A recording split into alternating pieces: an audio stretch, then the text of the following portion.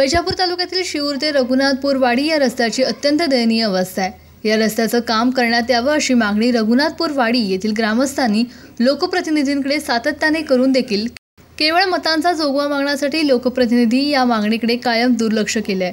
लोकप्रतिनिधींच्या अकार्यक्षमतेविरोधात ग्रामस्थांनी एल्गार पुकारला असून लोकसभा निवडणुकीत मतदानावर बहिष्कार टाकण्याचा निर्णय घेतलाय। वैजापूर तालुक्यातील 500हून अधिक मतदारसंख्या असलेल्या रघुनाथपूर वाडी या गावाला हगणदारी मुक्तीचा पुरस्कार मिळाला असून येथील ग्रामपंचायत आयएसओ नामांकित आहे। शिऊर ते रघुनाथपूर वाडी हा 6 किलोमीटर रस्ता चांगल्या दर्जाचा रस्ता करण्यात यावा अशी मागणी ग्रामस्थांनी सातत्याने केली, मात्र लोकप्रतिनिधींनी तोंडाला पानं पुसत या मागणीला खो दिला। ग्रामस्थांनी याबाबत एकत्र होत लोकसभा निवडणुकीत मतदारांवर बहिष्कार टाकण्याचा निर्णय घेतलाय। 800हून अधिक लोकसंख्या असणाऱ्या रघुनाथपूर वाडी येथे 554 मतदार आहेत। या गावातील ग्रामस्थांचा दैनंदिन कामासाठी शिऊर ते सातत्याने येणं जाणं असतं। आठवडे बाजार, वैद्यकीय सुविधा, राष्ट्रीयकृत व जिल्हा बँका, उपबाजार समिती, महावितरण, पोलीस ठाणे आदींसह बाजारपेठ असलेल्या शिऊर येथे येण्यासाठी रघुनाथपूर वाडी येथील ग्रामस्थांची चांगलीच दमछाक होते।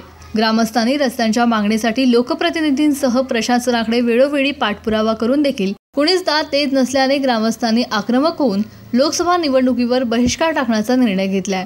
याआधी देखील जिल्हा परिषद पंचायत समिती निवडणुकीत या ग्रामस्थांनी मतदानावर बहिष्कार टाकला होता, मात्र रस्त्याची स्थिती अद्यापही सुधारली नाही। गेल्या 25-30 वर्षापासून आम्ही फक्त इलेक्शन आलं की रस्ताच मागतो, रस्ता काही आम्हाला देत नाही। आतापर्यंत तुम्ही निवेदन दिलं असेल, कोणाला मागणी केली? निवेदन दिलं, परत ते बी टाकलं होतं बहिष्कार। चौकडे जात आम्ही संध्याला भेटायला, मग तुम्हाला काय प्रत्युत्तर मिळालं? काहीच नाही ना प्रत्युत्तर। करू म्हणते फक्त इथं नेते मंडळी तुमच्या गावात नेते मंडळी नाही, आम्हाला मला कोणतंच प्रत्युत्तर आतापर्यंत मिळालेलं नाही। मागे स्वतः खैरे साहेब आले की ते म्हणे तुम्ही फक्त तुमचा हे उठून घ्या बहिष्कार, पण आम्ही काय ऐकलं नाही। आम्हाला लेखी आश्वासन पाहिजे, त्याने तेवढं हे केलं, त्याच्यानंतर फिरून पाहिलंच नाही आमच्याकडे।